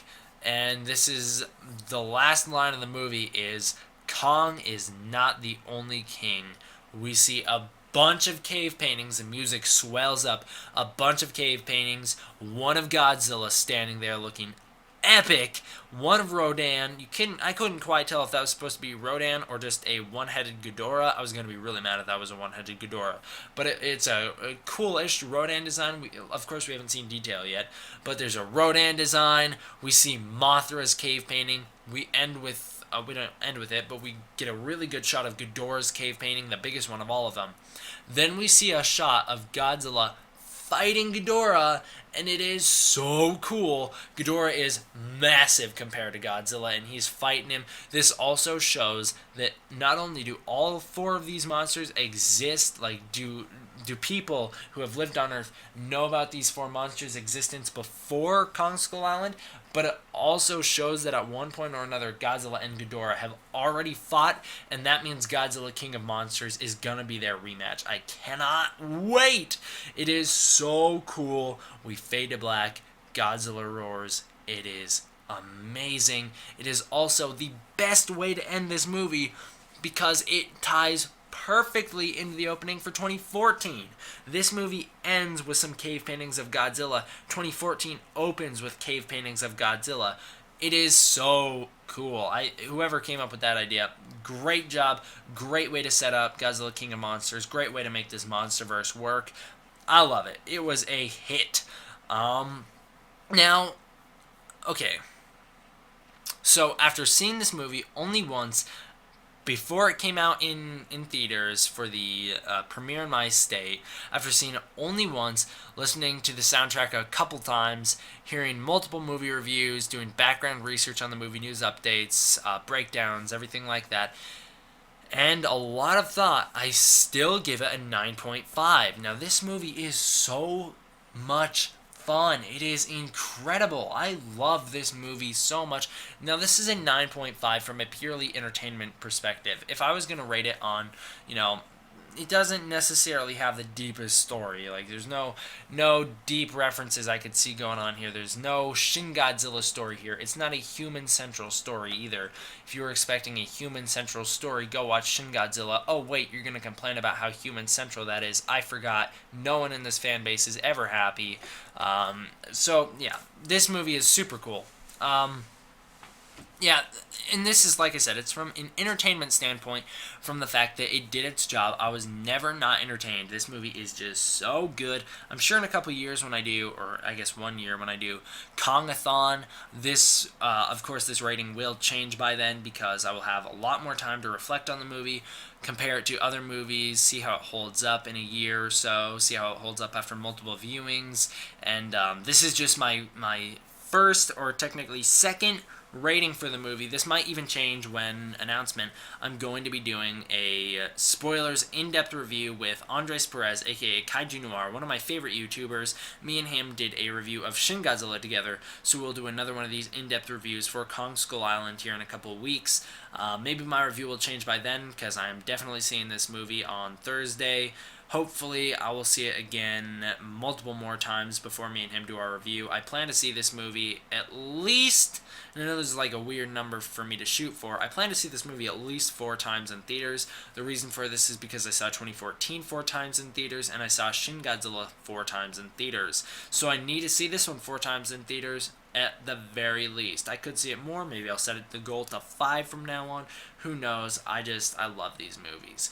And like I said, the 0.5 is taken away for a couple reasons. Number one, and I might even, like I said, I might lower this score the more I reflect on this and the more I think about, does this aspect really work or not. Number one, the music, though it is really good, and I do like the soundtrack, there is some weird guitar riffs that feel very out of place during the movie. Number two, some of the characters are overhyped and overshadowed by other people, such as Tom Hiddleston's character, overhyped, yet there are other characters that are a lot better than him that just don't get as much time to shine as he does. Then there is, and now that I think about it, I might even lower the rating this review to just a solid 9. So the more I think about it, I'm going to leave it at a 9.5, I guess, just because, and then I'll lower it when I do my second review with Kaiju Noir. So, to at least a 9. So, yeah, the music, sometimes there's some weird guitar riffs.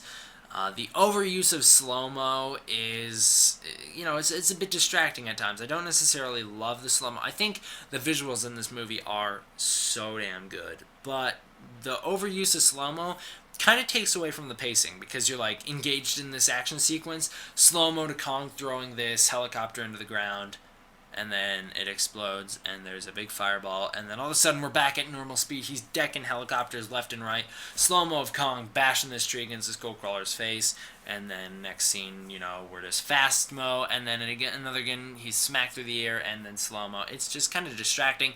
Don't necessarily love it. I'm going to keep that at a 9.5 this review. This movie is so damn good. Go see this movie. And, yeah, that is my Kong Skull Island spoilers review. I hope you guys enjoyed. Pretty long review, I think. Yeah, obviously it's a pretty long review. So, thank you guys all for watching. I hope you enjoyed. D-Man out. Alright, let me stop the recording, guys. Stream's still going, I think. I haven't checked on how the stream's doing in a little while. Guess I'll do that now. How's the stream going, guys? How is the stream going? I am finally caught up to you guys. Oh, dang, that's a lot of comments I didn't get to read yet. Gotta drink some water.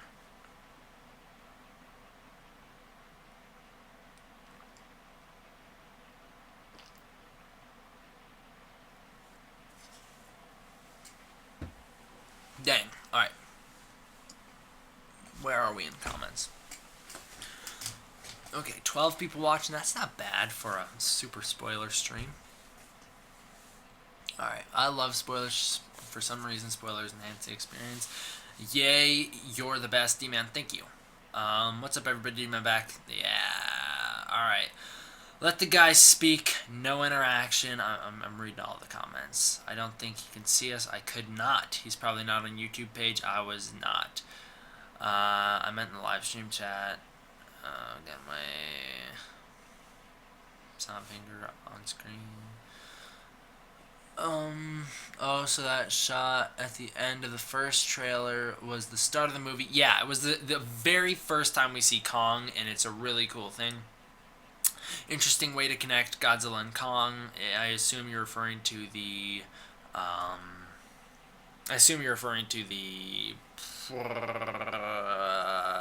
John Goodman connection. Man, I'm tired. Just saw Logan, worn out. That movie is an emotional train wreck for me. I love that movie. Yeah, I sniffled a lot. Alright, Hollow Earth theory. That's actually very interesting indeed, considering how Mutos were hidden for a long time. Oh, also, oh man, I forgot to mention this in my damn review. God damn it. Okay, I'll talk about it here, and then I'll make sure to do a video connections to Godzilla 2014 coming up. So one of the things that I forgot to mention, I can't believe I forgot to mention this, the Mutos made Godzilla the last of his kind. They evolved to hunt and kill Godzilla's species. The Skullcrawlers did the exact same thing with Kong. And both movies, Godzilla 2014 and Kong Skull Island, were about the son, yeah, both of them are confirmed to be males, the son of their parents. They are avenging their parents' death caused by the things that they're fighting in the movie. And what I mean by that is the Muto killed Godzilla's ancestors in Godzilla 2014. We find their cocoons in Godzilla's dead bones. Kong Skull Island, the big one, is flat out stated to be the thing that directly killed Kong's parents, meaning that these movies are both basically revenge plots centered around the kaiju, and that is such a cool way to connect these two movies, and it's a great parallel. I can't believe I didn't mention that in the review. Yeah, that was a voice crack and a half right there. He's recording right now. We get to see it uncut. Yeah, you did. I hate listening to my uncut ones. So in a sense, Kong ate one of the guys just by inconvenience. Yeah, it was pretty much it's one of those situations, wrong place, wrong time. This guy, wrong place, wrong time. Maybe if he wore his seatbelt in that helicopter, I don't know if there are seatbelts in helicopters. Maybe if he did something else to strap himself in, that wouldn't have happened. But yeah, he definitely, he got eaten. And it was not Kong's fault 100%. Kong didn't want to eat him, from what we could tell. And also this guy, he just didn't have a good grip. So, yeah, it was an accident. Did I just eat that? Yeah, I seriously, though, wish we saw the guy fall in Kong's throat, Kong, gag, and then spit him out to the side, because that'd make it so much better. I think that'd be awesome if he's like, oh, what the hell was that? You got your tickets for Thursday night, 9:50 p.m. I got my tickets for Thursday night at 7 or 8 p.m. So screw you, bud. I'm going to see it a second time before you get to see it once. I'm just kidding. Don't take that personally. I don't want you to hate me. That was just a joke.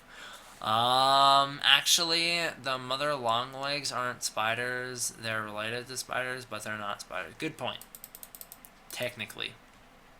Muto reference, yeah, massive unidentified terrestrial organisms. The acronym is brought back in this movie. Poor Jack devoured by a skullcrawler. Yeah, no, it's brutal. If only Jack could get...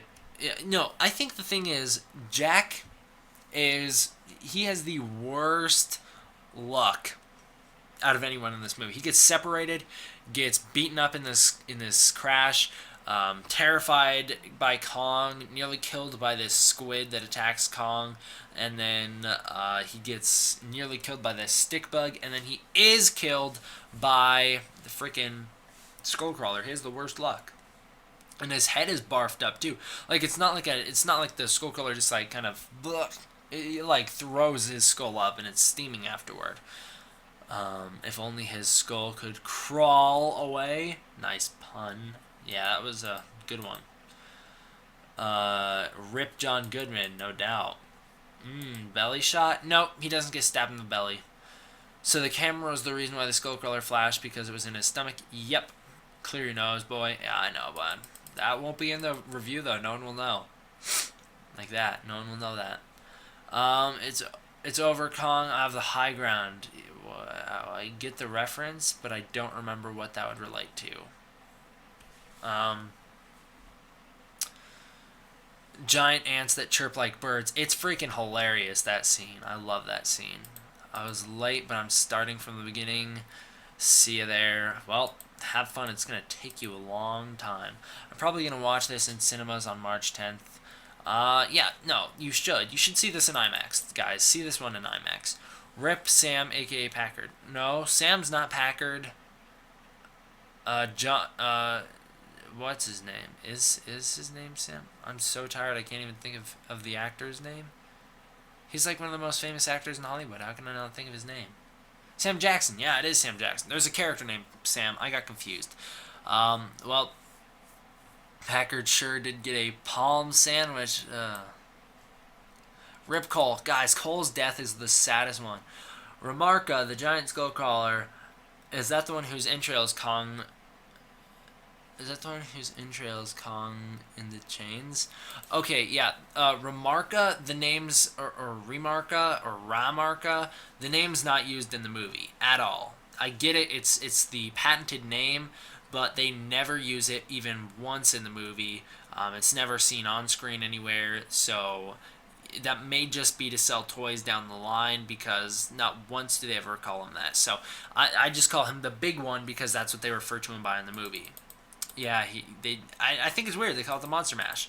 After credit scene, I need to see those cave paintings. So tempting. Oh, it's so good. Wait to see it in the movie. Phasmo, shut up. D Man out. Did I do a D Man out? I did. That's why you guys are all making fun of me. This is gonna be the best Kong movie ever. I think it's one of the best Kong movies ever. Yeah, I would agree with that for sure because it is damn entertaining. That is for sure. Man, I've been here since the very start. I've been going the entire way.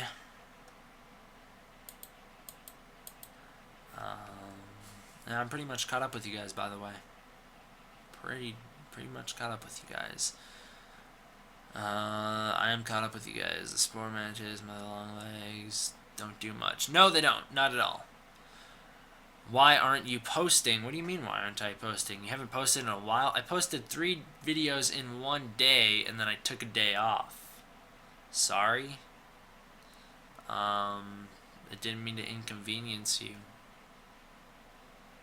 I've got hundreds of videos on the channel, Jason Lee. I guarantee you have not seen them all, and if you have way too much free time on your hands.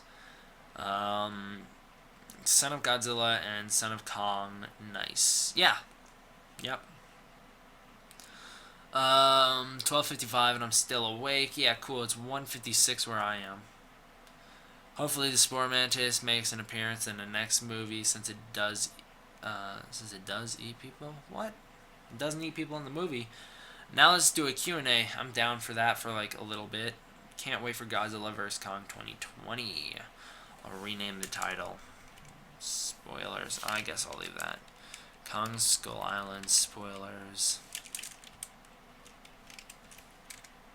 Review / Q&A. There you go. Alright, let me change up the image here. What's the image behind it? Image behind is a black screen. Never mind. What image is this? Destroy all monsters. Sorry guys, I'm trying to clear this up here.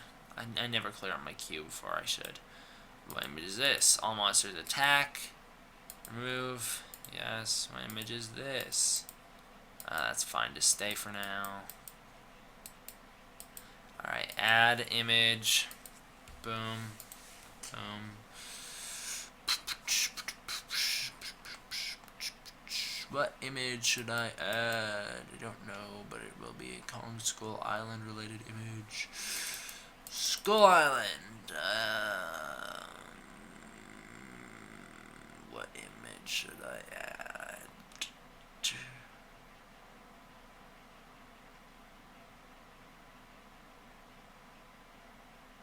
I don't know. Oh, also, for anyone wondering, they did confirm that all the missing kaiju that were in like the concept arts and didn't make it into the movie, all these guys are guaranteed confirmed. They're guaranteed confirmed to be in the novelization. I love these novelizations. I have the Godzilla 2014 full movie novelization. It's a lot. It's a lot different than the movie. That's for sure. It's a lot darker in tone. You get some like really a lot more interesting human scenes, and a lot of the characters are developed more in the novelization. So I cannot wait for the Kong Skull Island novelization. Plus, just getting to read the book of a movie that I absolutely love. I think that's always fun. Now, what are you guys talking about? The Q&A. Can't wait for Godzilla vs. Kong 2020. Is it just me? Am I the only guy in my hometown? There's not a lot of kaiju in general. No, I'm one of the few people in my town that I know of that's a kaiju guy.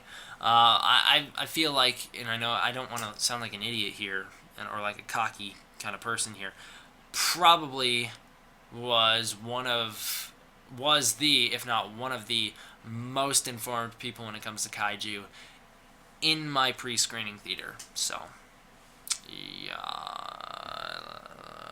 What are you guys saying? There's not a lot of you guys here, so it's not going to be very fun to do a Q&A, especially when you guys don't send me lots of questions. Hashtag send me some questions. I can't wait for Godzilla vs. Kong 2020. Same here. What does the Mothra look like? Mothra looks fine. It's just a cave painting, just a general outline. It's not like in depth or anything like that. It's 1 where you are? Question mark. It's 2 where I am. It's 2 o'clock where I am. The Skullcrawler D Man.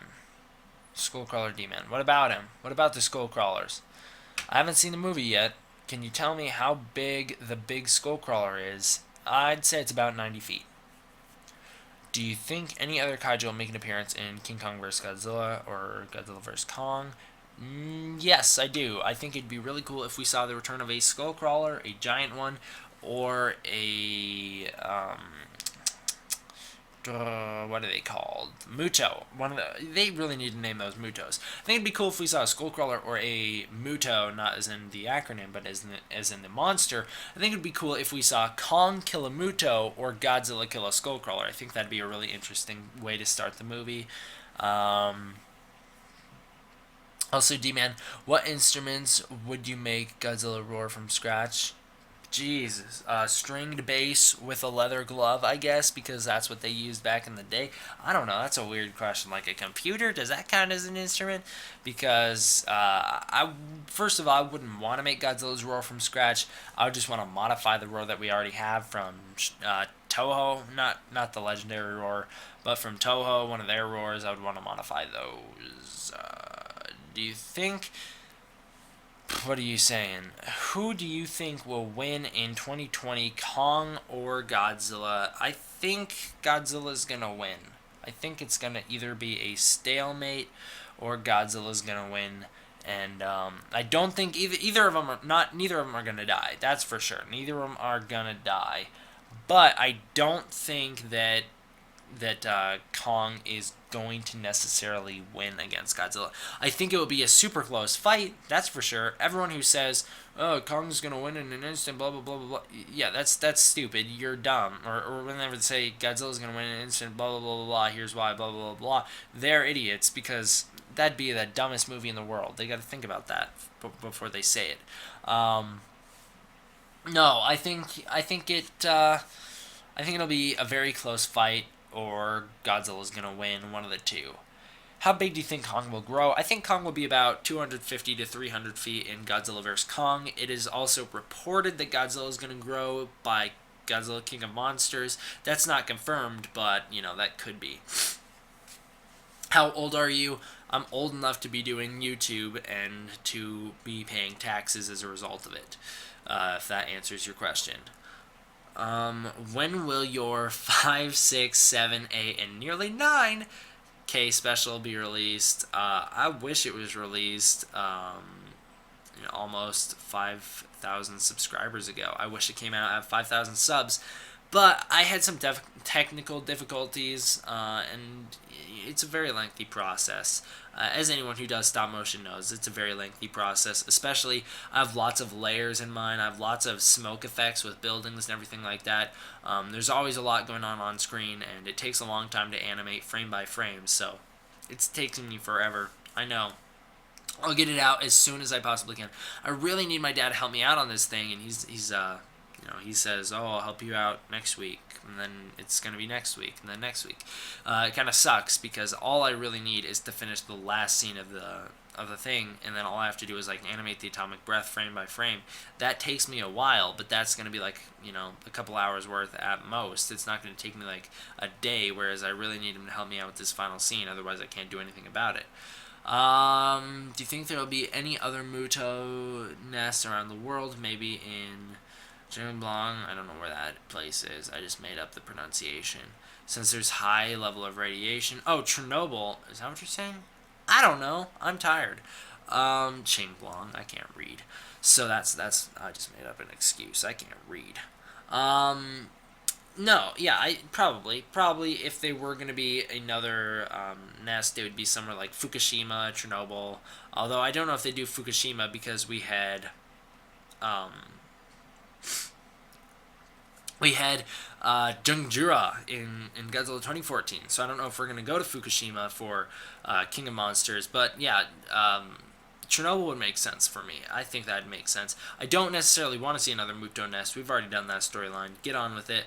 I think still my 15 things that need to happen in Godzilla 2 Part 2 that came out this year. I think that one, I think what would be cool is if, Godzilla just starts out the movie by killing a Muto. One of the Mutos from the 2014 movie, if he kills another one of their species, and he has very little problem doing it, showing how much more experience he's got in between the break. I don't want to get into a whole storyline about a new Muto nest. Q&A, will you make a Godzilla Toyline Bandai or NECA? Wait, what? Will you make a Godzilla Toyline Bandai or NECA or SH? What do you mean? Like, which one do I like more? I like SH Monster Arts most. Pro tip for stop motion, have no life. I got you there. I did that over summer. I no life that over summer, and it turned out all right. Ever thought of original kaiju? I have. I have Godzilla. I have one. Godzilla related name. Atarojira. I get it because of Gojira, and he is very. Where's the bloodthirsty kaijus? That's usually what's out. Especially Muto. That's pretty cool. I wrote that story, King of Kings, I got into in one of my con Q&As, and I still have to do more Q&As. I wrote that story, and I wrote in a new kaiju for that one as well, that kaiju. I don't remember the name for it. I don't even think I named it.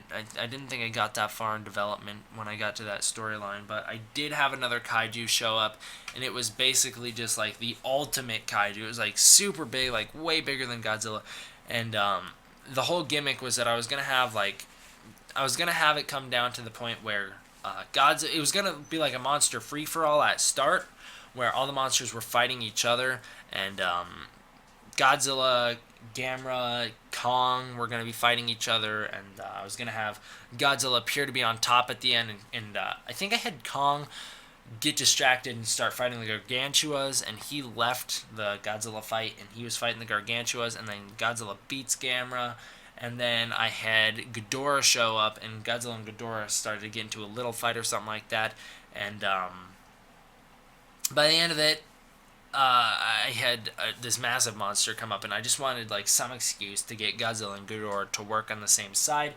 But unlike Batman v Superman or any crap like that, like people want King Kong vs Godzilla to have them team up against Ghidorah. Unlike any other crap like that, I'd it be like Godzilla was constantly like throwing Ghidorah in the way, like trying to get him killed during the fight, and then after the fight, Godzilla did kill Ghidorah. That was the way I had it planned out. I never actually wrote fully all that story, but that's the way I had it planned out.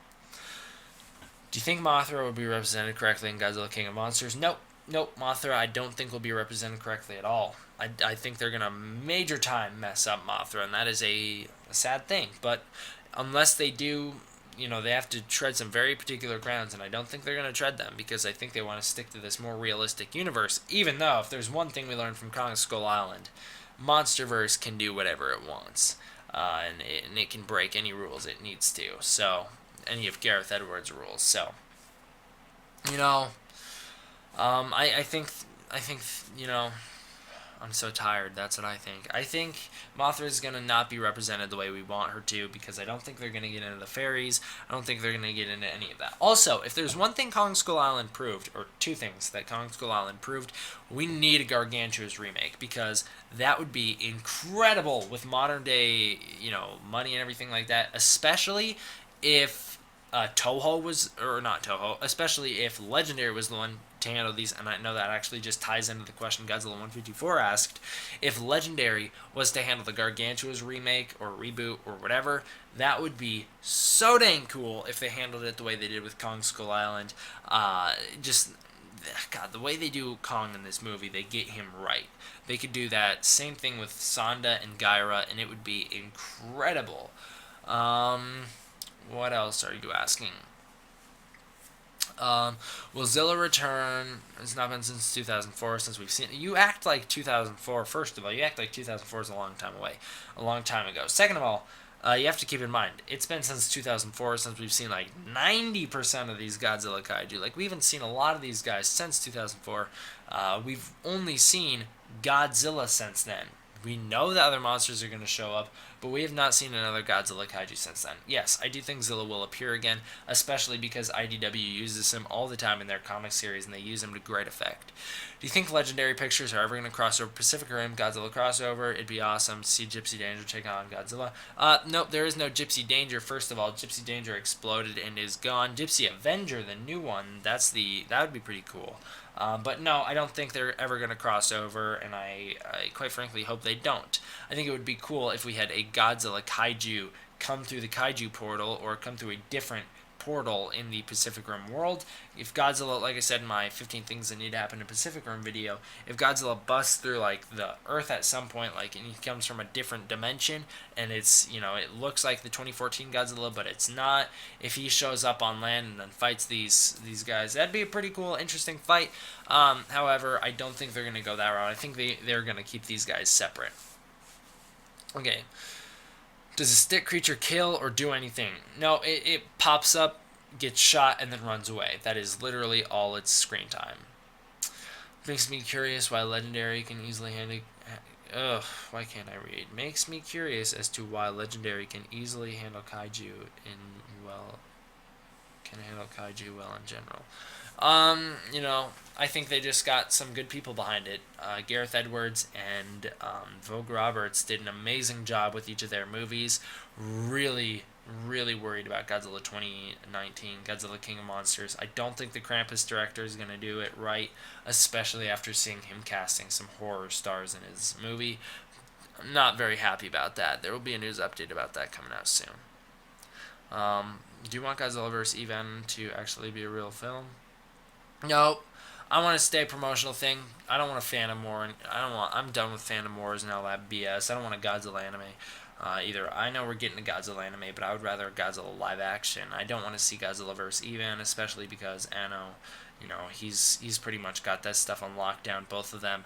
I don't know if he'd be able to pick a winner either. And quite frankly, I don't know enough about Evangelion to even say that I would want to crossover. I just think the promotional art looks really neat. That's all I can really say.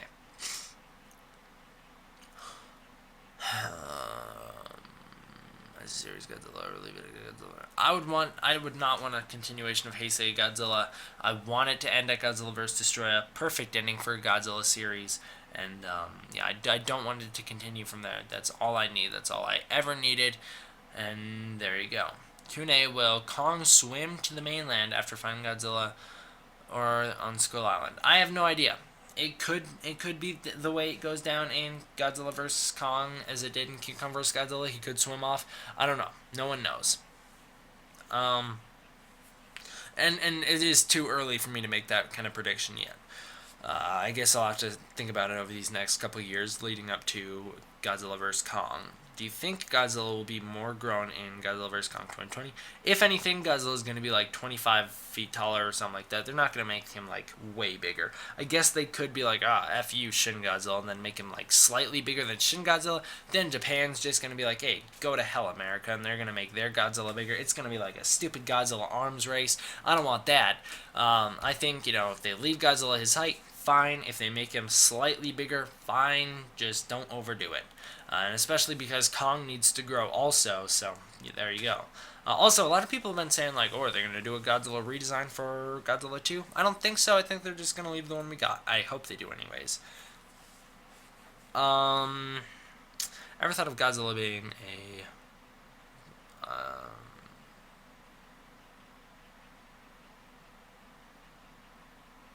No, I've not.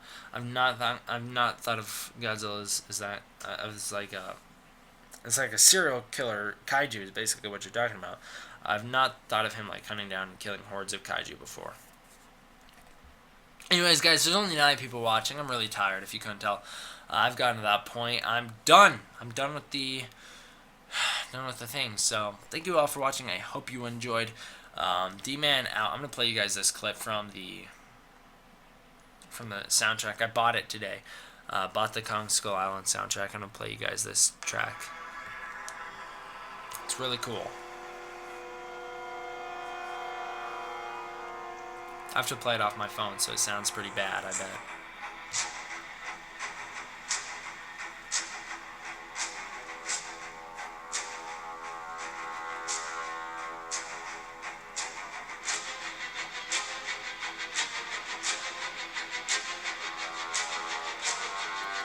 This is a song that plays during the post-credits scene from Kong Skull Island.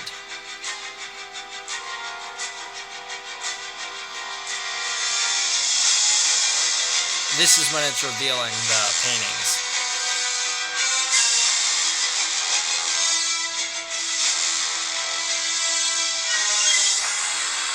And I'm going to stop it there because I really don't want another copyright strike on this channel. Lose my privilege to live stream on 2 channels. That would suck. So, anyways, guys, yeah, I hope you all enjoyed.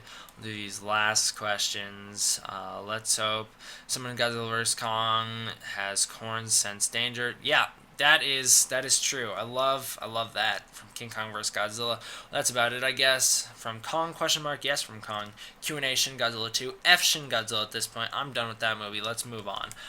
Just kidding. I like that movie, and I got a news update coming for it pretty soon. Although I'm pretty much done with my Shin Godzilla talks for a while. You're digging it. No. Time for the Last Wars. Okay, I'm not going to join in the Last Wars, but you can go ahead and do it with everyone else. Finish this song because it's pretty short from this point on, I guess. I might as well, right? Whoa, what was that? The song just like bursted out.